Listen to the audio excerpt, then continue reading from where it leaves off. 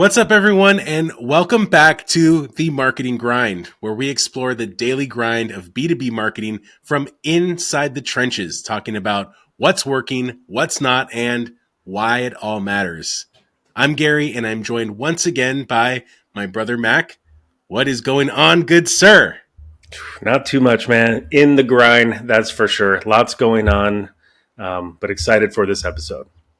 Yeah, same here. Yeah, in the grind for sure. I was in a spreadsheet for like half the day. So I'm glad to be out and talking to you. And a nice little topic we got going on here. Mirrors our real world life very well, just like what we've been experiencing since we last recorded an episode. Yeah, we're talking about the first 90 days. First 90 days on a new job and a new marketing role. First 90 days working with a new client. Just you and I have both like experienced that over the last couple months, and I feel like we each have a lot to say there. So, super important to get that first 90 days right.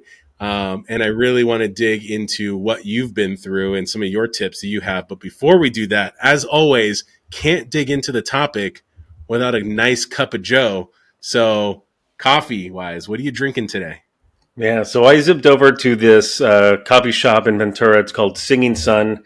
They have a really interesting espresso coffee that's it's called the Zinger. And here's why. Mm. It's espresso, it's cinnamon, it's chocolate, it's cayenne pepper, nutmeg, and then, of course, the milk.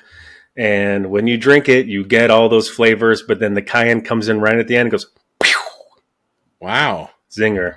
So That's it's interesting. I've never had delicious. anything like Yeah, that. it's really, really good. I've had it iced before, drinking it hot today, and it's a very different experience. So I dig it. What about you? Well, what do you prefer, iced Oh, or hot? um, it depends on the day. Like today, it's kind of chilly out today, Hmm. out here, so I went hot. It just kind of depends on the weather, you know. Yeah. Yeah, different Nice. compositions. Cool. Well, you know me. I got my trusty cold brew. I Of never course. stray. You'll never find me drinking a hot coffee, that's for sure. So one of my coffee subscriptions that I am a member of is Atlas Coffee, and they basically source coffee from all over the world. This month's batch is from Costa Rica, and I get the extra dark roast. So give it to me chocolate, milk chocolate, roasted hazelnut, black tea, just all of the vibes that I look for in a cup of coffee. So let me give it a little sippy sip. Yeah. Well, hey, well, cheers. Cheers. Oh, that's good. Oh, that's really nice. It's like kind of like a Nestle Crunch bar, but like liquefied and like dosed up with caffeine. It's very delicious. Oh, that's doesn't sound bad at all. I'm a Nestle Crunch fan, so I dig that. Nice. So, okay, coffee in hand, we're good to go. Um, First 90 days. So, I guess to kind of kick things off, I don't know if you've calculated this. Where are you at in your new full time job journey? Are you at the 90-day mark yet? Yeah. So I'll be hitting the 90-day mark next week. So a lot has Good happened. timing for So, this. so yeah, I'm basically there. But yeah, I've experienced a lot in the first 30, the first 60, first 90 to get me to this point. And I feel like I'm getting to that point that like where I should be in the first 90, in regards to like how we sort of break up each month. So in the startup phase too, it's really interesting the role that I've taken on here. It's a very small team altogether. Um, um, the marketing team is not built out. I am the only, well, I shouldn't say I'm the only person. So I'm the one really full time marketer. I have a marketing coordinator that kind of toes the line between marketing and product. And then I have a fractional CMO who dedicates a certain amount of time per week. But ultimately, like I'm the guy running the show. Um, and when you get into a role like this, where there's no like people and culture department, which is essentially HR, and no marketing department that's fully built out, you kind of have to onboard yourself in a way. Like the Mm. first 30 days was I'll be very transparent, like was very challenging because it's a new industry that I've never been a part of.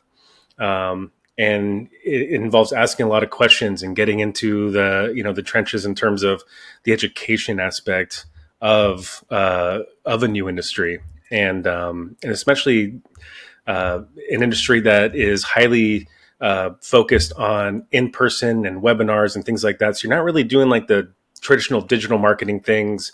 You're doing a lot of more of the event marketing things here in this role, but it's been a fun journey up to this point to really kind of get into the weeds a little bit. And I think like when you join a small team like this, like the first 30, 60, 90, they're really important because all eyes are on you as the only marketer to make sure that you're doing the job that they hired you to do, and to show the value quickly. Because at the end of the day, like if you ain't producing the results, that's a big problem. Yeah, of course. And you've broken down the 90 into 30, 60, 90, that monthly cadence. Why? Like, why is that important to break it down that way? What has been helpful to you in kind of thinking about it in like those three chunks?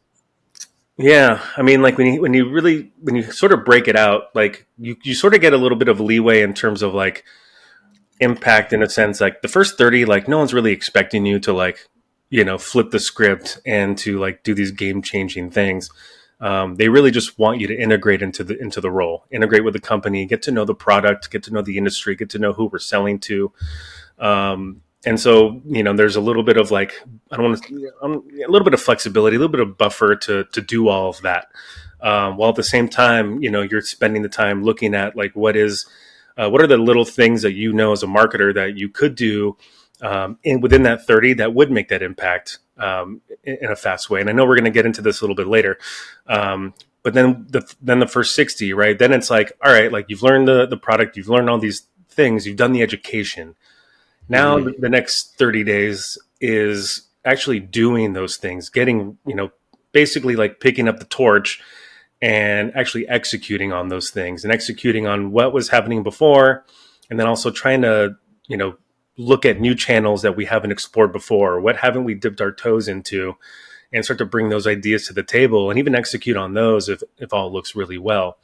And then the next 30 days, which is the full 90, Yeah. is your strategic outlook, right? Now, like you've learned the company, learned the product, learned what you need to do. Now you're executing on it in the 60. And then in the 90, now you're like, all right, the ship's sailing, the machine's rolling.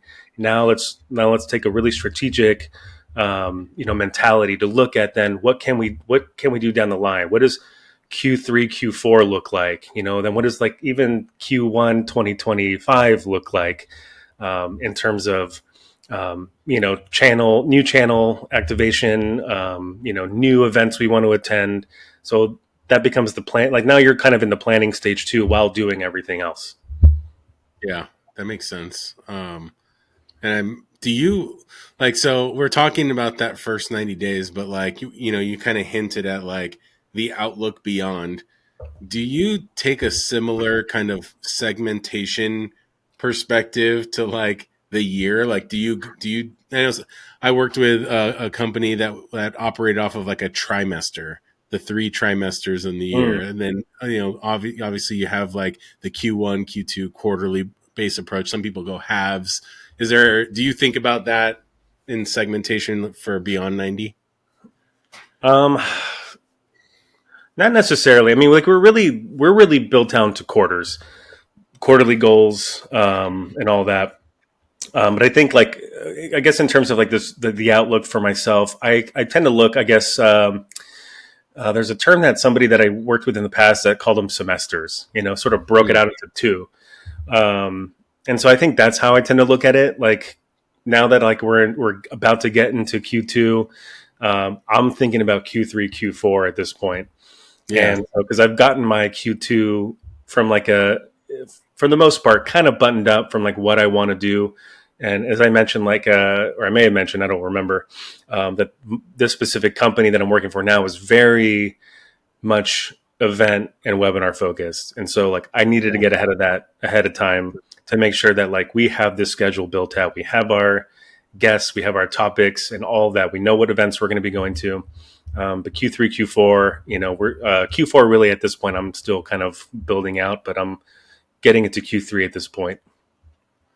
Yeah, Yeah. makes sense. You kind of buried the lead a little bit. So we talked all about this new role, but like, what's the company? Like, tell us a little bit about that. Because what I want to dig into is the onboarding to a new industry. Because, like you said, this is a new industry for you. So tell me a little bit about like where you're at and kind of what the process has been to like onboard into that industry. Yeah. So the company is called PropFuel. We call ourselves a conversational engagement platform.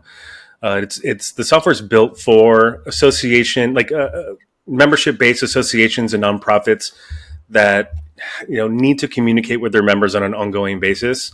The problem that we saw, that the founder saw, a long time ago, was that a lot of these membership and marketing directors at these associations just like to send out their broadcast emails and just hope for the best, right? Hope for a response. And what the problem was is that they're not getting that response. And all the communications it's not very contextual to the member. And so this product, this software, really hones in on asking questions. Not doing all the talking. This is what my CEO likes to say. They do a lot of talking, but they're not doing a lot of listening. Mm-hmm. And that's what this platform is really set up to do: is to ask questions, get member intelligence, ask follow-up questions based on those responses. And it's all automated within the platform. So it's not like you need to you're not manually emailing people back and forth. It's based on this response, you're going to get this follow-up type of response, or this type of information based on what you answered. So we like to think of it like a choose your own adventure type of experience, where there's different branches, and based on the answers you give, you get the personalized, very contextual response back from the association that's using our platform. So it's really cool. Like there's not really anything else out there in our space. Like there's a lot of other like email marketing and SMS platforms that I call it like, I guess, legacy platforms, if you will, that try to do stuff like that. But again, they end just sending big mass emails, and nothing's really built for something like we do, which is kind of cool. Yeah, sounds interesting. Yeah, but it was all educating myself on like, what does this thing do? What do we call it? How does it work? And so it was learning a new industry. It's, the audience, I guess, is really like was the key, because I've in my B2B SaaS experience, I've done fintech. I feel like I felt like I had a really good handle on accounting teams and what their needs were. Then jumped to real estate tech. Like I worked in real estate before, so I kind of understood the mindset of real estate agents.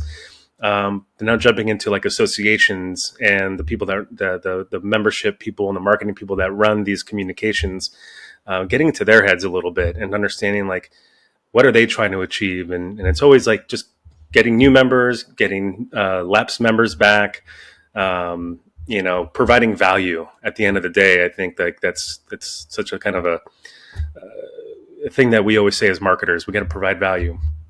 But Yeah. at the end of the day, like we're trying to provide very personalized, contextual value to the members. So Yeah. that's what our So platform does. based upon your experience, if say you're giving advice to someone that's onboarding into a new role, like, do you have a quick tip or something that's worked for you in terms of like speeding up your empathy and understanding of the audience and their needs and all that kind of stuff that like you kind of need to know in order to know how to talk to them? Yeah, I mean, it's really asking a lot of questions. At least in my experience here, I didn't have a formalized onboarding process. Like as Yeah. I mentioned, like small team. Not there's one my predecessor was the only marketer, and she was on her way out when I onboarded. So like I had limited time with her. But it's looking at who's interacting with the customers the most, which is our client success team. Getting in their brains a little bit, asking the right questions to them, listening to sales calls as well, getting in tune with sales really early on as well. I think is super important, just because for me anyways, like it's all about pipeline. It's a marketing sourced pipeline, and so Mm-hmm. the more that I know about what sales is up to and like the types of people they're talking to, and what our target ICP is, you can start to kickstart some of the initiatives in the marketing activity that you want to start, going going after or activating to make sure that you're falling in line with the right types of people. So you're not bringing in low quality. You want to make sure you're bringing in high quality. So just Yeah. talking to the right people within the organization, and asking those right questions. Nice. Nice. Yeah, but I'm really interested in hearing it on the other side too, like the agency side, onboarding a new client. Um, what does There's a that lot of look? overlap. Yeah. Yeah, There's a lot of overlap in that. Um, there's a lot of high expectations that a client may have when bringing on a new marketing partner. And what a lot of them fail to kind of bake into the process is when you're switching from like one agency to another, that like it isn't just a seamless, like, I shut these guys off and now I gave these guys access and now it's all back up and running again.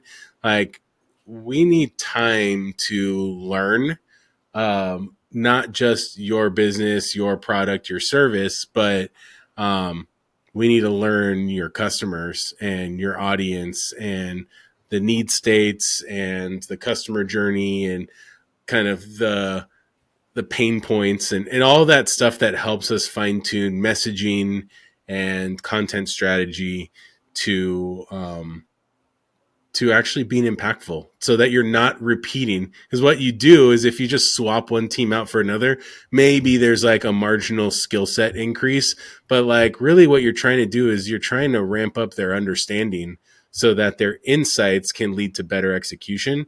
And so yeah, that just takes time. So, um, early in my career, I felt that pressure to just like jump in and do and learn as we go. And maybe it went okay, but as I've personally kind of leveled up in my career in terms of the sizes of companies that I'm working with.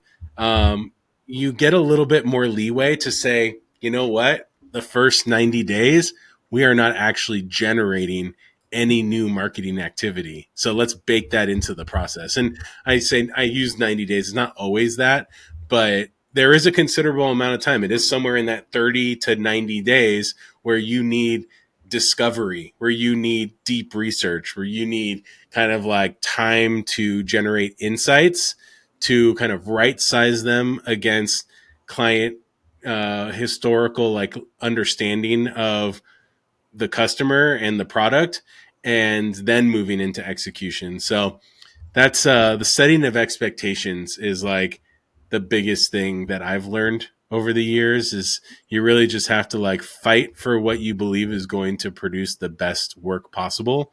yeah, Um, like, because otherwise you find yourself doing sub quality work and like no one wins in that scenario. You don't win because you don't feel good about the work you're doing.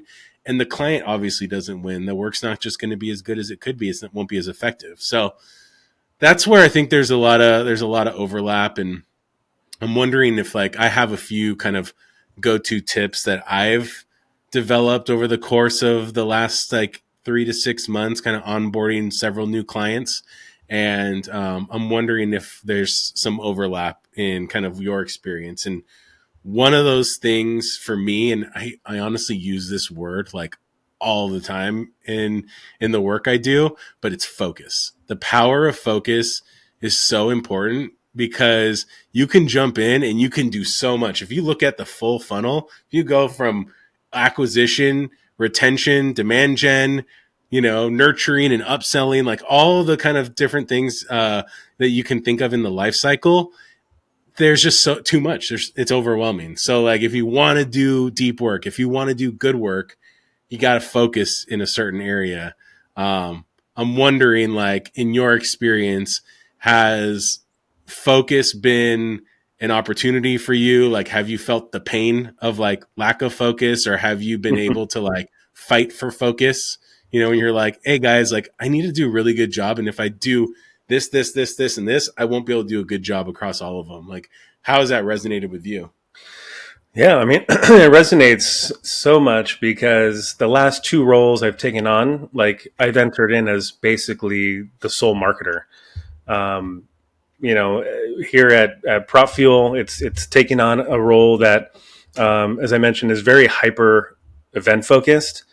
And me, like I've never really like been the event guy. I've at Rentspray I hired an event marketer because I just wanted to focus on different things.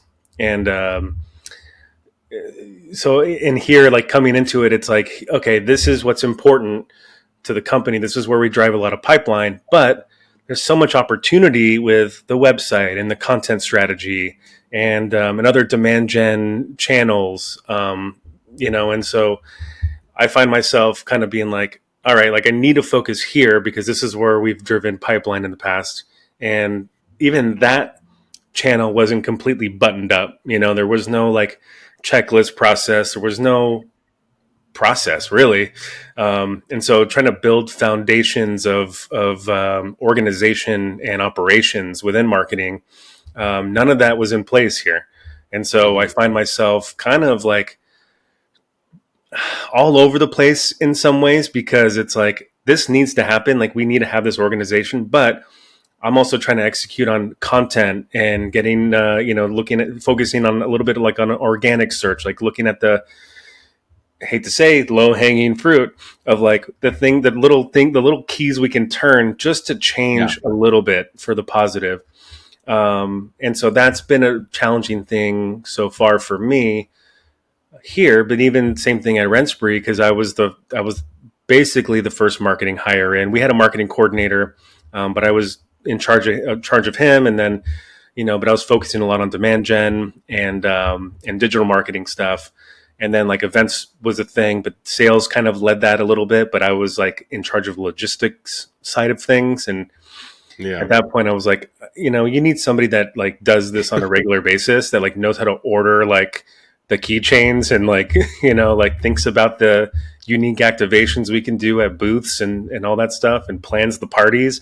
Like I'm Yeah. not the party planner, so that was at least was a fun opportunity to hire a team. Like I got that freedom to say, hey, I think we need to bring somebody like this in. Let's start Yeah. the job description. Let's start the hiring process. So there was like building a team. So then I could focus on the things that I wanted to. And eventually I was in a product marketing role there, which my focus was really dialed in, and I wasn't like the generalist anymore. We had a CMO, we had different teams within marketing. So it became pretty focused for me over time. But I'm no stranger to the what do we got to do now, like where do we need to put the focus, where are we getting the most leads and the most inbound activity from. Um, and sometimes it's hard to kind of like Yeah. to get that focus, and you need guidance at times too. Yeah. No, that makes sense. And I, another one of my kind of go-to phrases over at the agency is this concept of speed to impact. And whenever someone says low hanging fruit, I always try to like push back against them because I hate that It's like like it's the easy button, right? Like that's how I feel about yeah it. It's like low yeah hanging no fruit. it's Like, easy's good, but in my mind, low hanging fruit optimizes for the short term. true, And what you want to do is you want speed to impact, but you want that impact to be with a long long term term, focus. sure, So I think that's the differentiator. And so if I'm like coming in and I'm like, all right, well, we definitely need to overhaul this website, but it's going to take 8 months. So what are the like 3 pages that we need to like revamp, or the 3 area conversion areas on certain pages that we need to optimize around? In month one, like even maybe even before I'm fully onboarded into the audience, like what are the things that I can like jump in and like actually contribute meaningfully to, that don't require me to be fully onboarded and fully resourced. And then you can builds you some quick wins. We'll touch on that in a second, what that means. But like it also it earns you some early trust and some leeway to take your time going deep on the discovery side, so that when the time comes to execute on like a website relaunch or something big like that, um, you've gotten a couple wins under your belt and you've kind of earned your right to think big. So I found that to be helpful. yeah, no, that makes a ton of sense. I know, like we're we're pretty aligned on like long term over short term. But there are those instances where you know some things are built for short term gains. Not that like Yeah. it's a bad, it's not always a bad thing. If there's like one little thing that could be done to just get this quarter, like to get the pipeline in for the quarter. But I totally get you on that because I have that on my brain right now, where I'm like the product. We have a product page that needs some overhauling that has features that we've launched that like aren't even on there. Yeah. And then like just different conversion points, like they're not like peppered throughout the experience. They're like in a couple sideload places, and it's like, all right, like we can fix this, and that would, and then that's where my head's like, all right, then we need to sort of optimize sort of the content program. So if we're bringing people to the site, they're having a good experience there, and they're able to get the things that they want out of visiting the website. Whereas right now, like in my opinion, anyways, we're really not getting that. They're not getting all the information, and even at those touch points, like they're not getting the prompts to learn more or book a demo or whatever the next point, the next step is in their experience. Yeah. Another thing that I wanted to ask you about is kind of more kind of back to the logistical elements of onboarding, um, communication, especially in like the remote day and age. Very, my previous full time role was in the kind of ops and learning and development side at an agency. So like really optimizing the onboarding for new hires and establishing key touch points, and obviously communication is key in these scenarios, and we have all these different tools available at our disposal for communication, like what's the right one, when do you use one over the other. So that, I feel like communication is like the one key differentiator of like, if you're onboarding, your first 90 days is going to be successful, you're going to have a healthy positive line of communication with your direct report.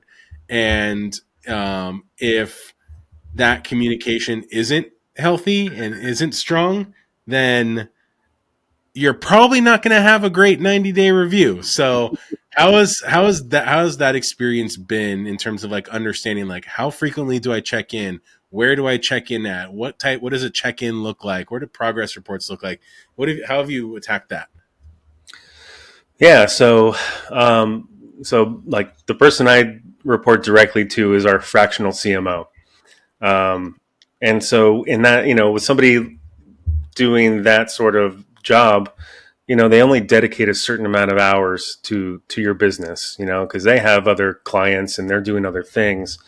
Um, and so it can get a little bit difficult when like, when you're used to having like a full-time CMO and somebody to always kind of connect with and see on a regular basis and have, and I have regular check-ins with our CMO now, our fractional CMO. Um, but it can get a little difficult when you're like, all right, is he busy? Like, do I just do this? Like, should I take this on my own? Um, Luckily, his name is Jason Widup, awesome guy. He's like really responsive. So we have weekly check-ins, but he's always offered himself up to be like, hey, if you need to connect with me again, like for another call, just let me know. Slack, he's always responsive on Slack too, so we use Slack a lot to sort of communicate and kind of set up some expectations for the week or for certain projects. And so that's been a really good relationship, but it's different than what I'm used to. You know what I mean? So it's kind of getting used to not having somebody always there, like on call per se. And so that's when I kind of go back to like, well, then you like for myself, like I just have to ask other people. Like I have to like tap the CEO on the shoulder. We're a really small team, so like the CEO is basically our like brand evangelist, Mm-hmm. and he's always available if I need him, and has been very clear about that. And our CTO, if I have a product question, very responsive, and so it's really just tapping them on the shoulder and not really expecting them to be like, hey Mac, like how you doing? Um, But you're remote. You're not actually tapping anyone on the shoulder, right? no.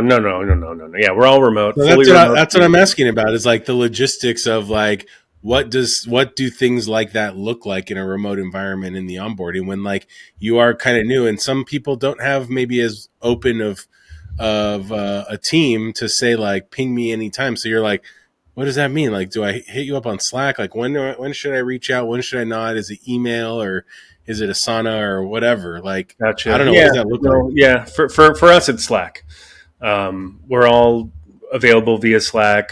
If we have questions or we want to schedule something, I have I have everyone's calendars, kind of pumped into mine, and so like sometimes I'll just schedule a meeting. If it works, it works. If not, we'll reschedule. Um, but yeah, like for us, like everyone's pretty busy and seemingly, wearing pretty thin in terms of their time. Um, and so that's why like I always try to take the approach of like, hey, let me hit them up on Slack and say, hey, I really want to connect with you this week. Have some questions about this, and this, what works for you.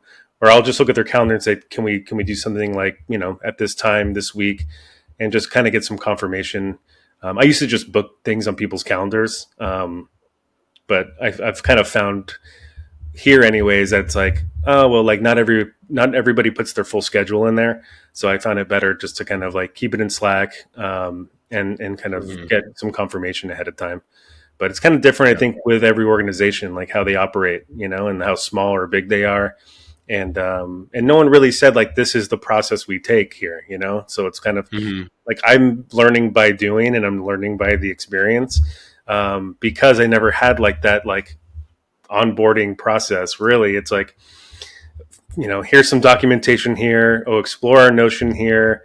Book some time with this person to talk about this. Um, but then after that, it's like, all right, well, there's still always going to be questions or there's going to be things I need to talk through. So what's the best way to do that? And I found that Slack, at least at this organization, is the best way to do that. Yeah. Makes And sense. and, and again, like and then here's another kind of variable to it is like I'm the only one on the Pacific coast here on the Pacific time. Mm. So we've got some people in Central. We've got most. I want to say most is in Eastern. I don't know. Ah. So I have to be very like aware of that when I'm booking time with people, or like I have a question at 4 o'clock in the afternoon. I might hear an answer from people that are like checking in at nighttime, but I might not hear anything till the next day.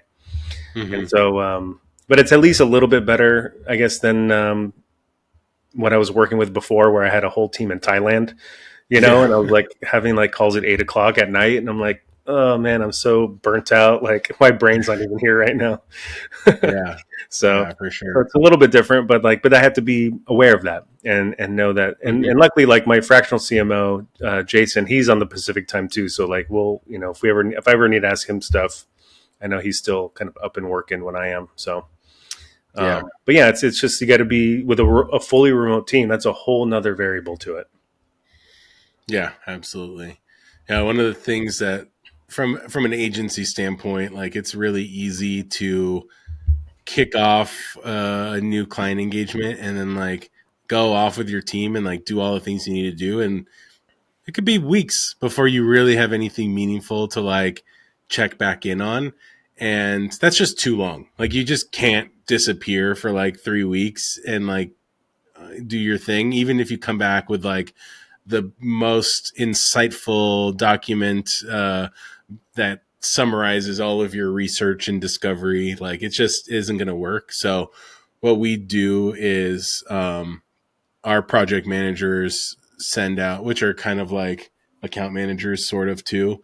They send out a weekly email that like summarizes kind of like what's going on, what's coming up, what are some Yeah, outstanding requests, and it's like luckily in this role I'm back of the house. I don't have to ever really think about client communication, but and so they're really good at it, but it saves us, like that means I can be heads down, not having to worry about the client comm side, and that they're just kind of like keeping them abreast of what's happening.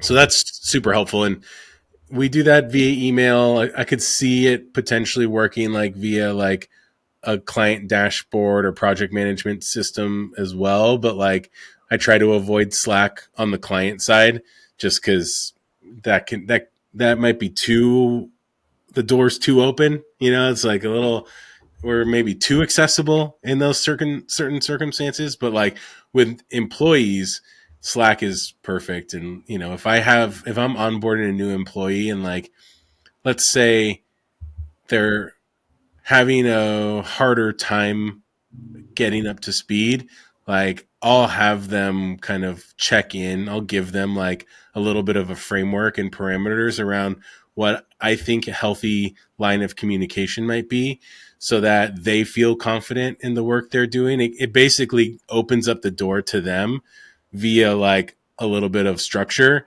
to connect with me and give them a piece of like what's on their plate if they're overwhelmed, if they're needing resources without putting the burden on them to be like, just let me know whenever you need something, I'm here. Like sometimes you need to open that door proactively for them and make sure that like they have your full support. And that's usually what, I try to do from an internal like team member standpoint. But Yeah, no, I actually like. I just want to touch on that a little bit, like from like a um, full time internal marketing equivalent.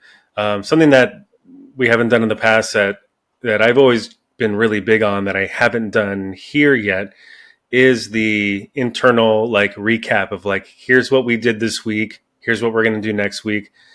um, just like to get everybody like in tune with what marketing's up to. Because I think like yeah, there's always that like question of like, what the hell's marketing doing? And we have regular communication with the sales team, and so that's one thing. But it's also like the whole company, and I'd love to build that weekly, whether it's a Friday recap or a Monday, outlook of like, here's what marketing's up to this week, or here's what marketing, like here's what marketing did last week. Here's what we're doing this week. So like there's buy-in into like the activity that we're doing. And if there's any questions of like, oh, like that's cool. Like, oh, I didn't get that piece of asset. Like, can I take a look? Like, I'd love to send that around. And, yeah, because we've produced new things, new assets. We have campaigns going out, all the time, for upcoming webinars and things like that. And I don't think anybody, unless you check Notion, like where we keep our schedule, you're not going to be in tune with what marketing's doing. So I love that like aspect, and I think from the agency side that's hugely important, so the client knows exactly what they're getting out of you guys. But then the yeah. same thing from an in-house perspective, like the internal marketing I think is really important too. So I need to get on that. That's just a good reminder for me. Yeah. That's what this podcast is for, really, to remind us like of all the stuff we want to be doing better, right? Yeah, exactly.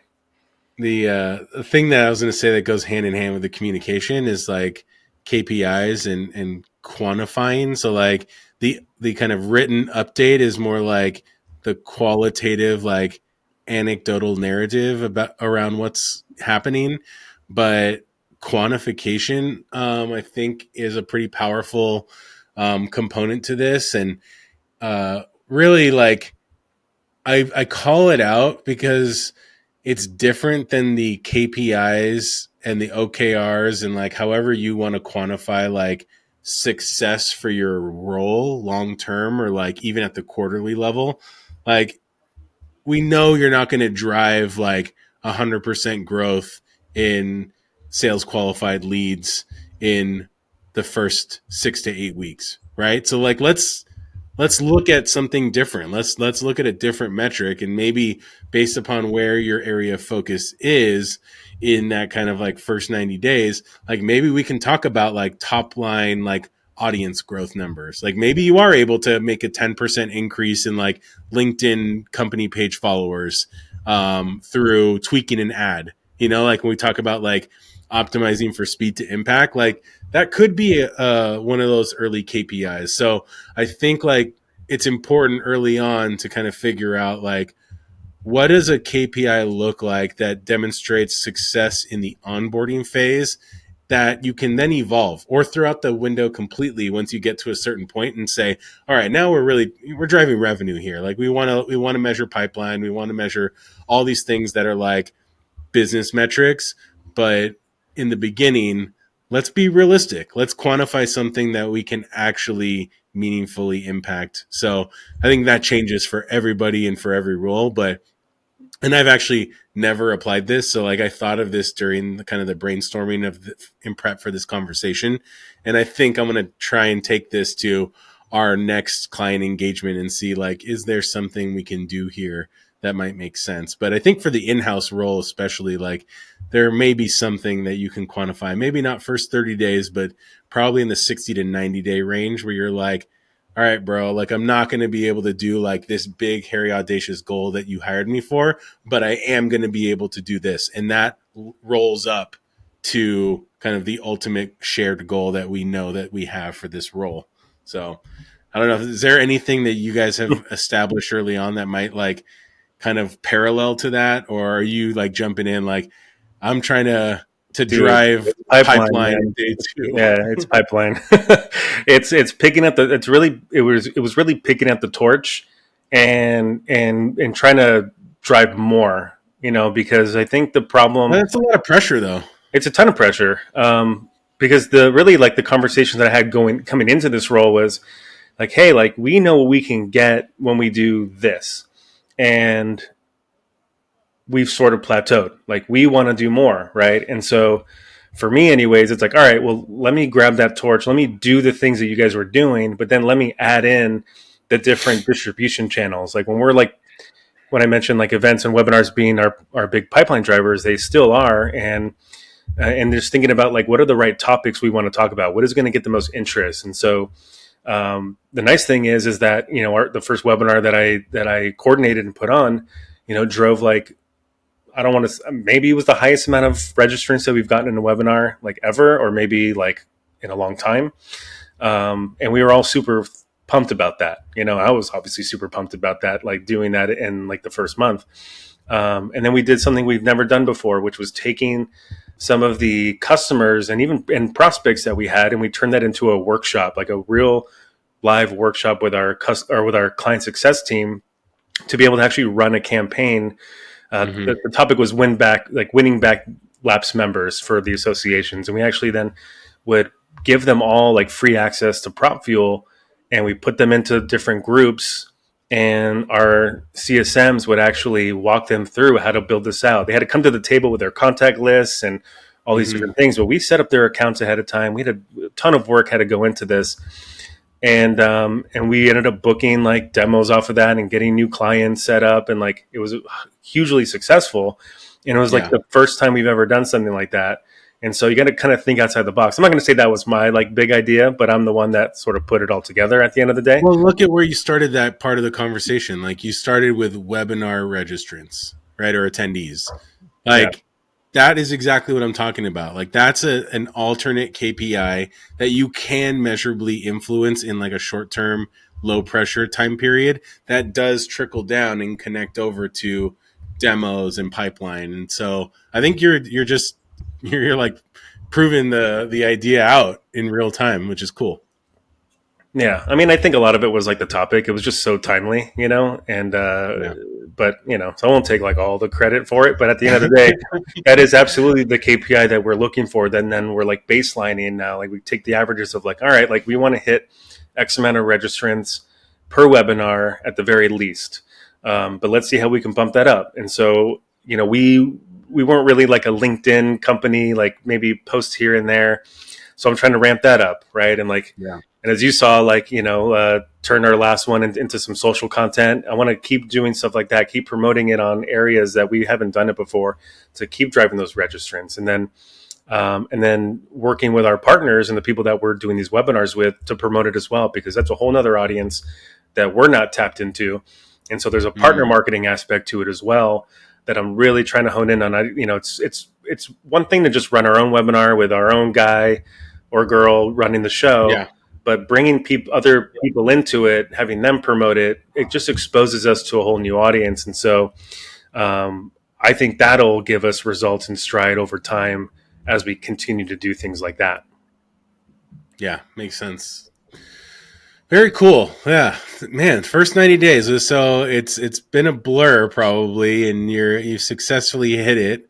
You're gonna have to give us all an update after your 90-day review, and make sure everything went good. But yeah, I feel like you brought us up to speed on some of the tips and tricks from inside the first 90 days in a new marketing team. So that was pretty cool. And Yeah. also, I successfully navigated a conversation about marketing without bringing up ChatGPT. So that's a Well, win there you for me. go.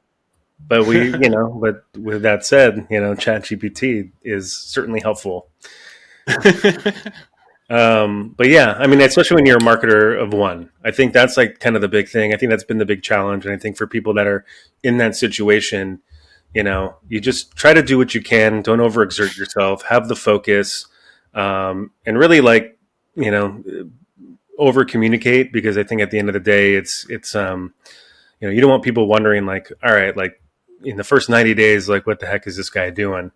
We want to make sure that we're focusing on the right things and making the most impact within that first 90. So, because I've been a part of a team where I have one discipline I'm focused on, but I have other people doing the other things.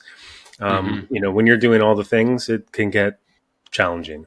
So just That's why they think, call this the marketing grind. That's why yeah, they call it the marketing grind. yeah, it's always a grind, and I hope to get to a point where I can hire on some more people to do different things. Um, but kind of just going back to your point about focus, I think that's a really important thing to take out of this too. Put the right focus on the right things. So yeah, I do. I have a nugget here and there. Yeah, every so often, we get something out of you. All right, my bro. Good talk. This is a good one. And yeah, looking forward to chopping it up again soon. Yeah, absolutely, man. Until the next one. All right. Cheers. Cheers.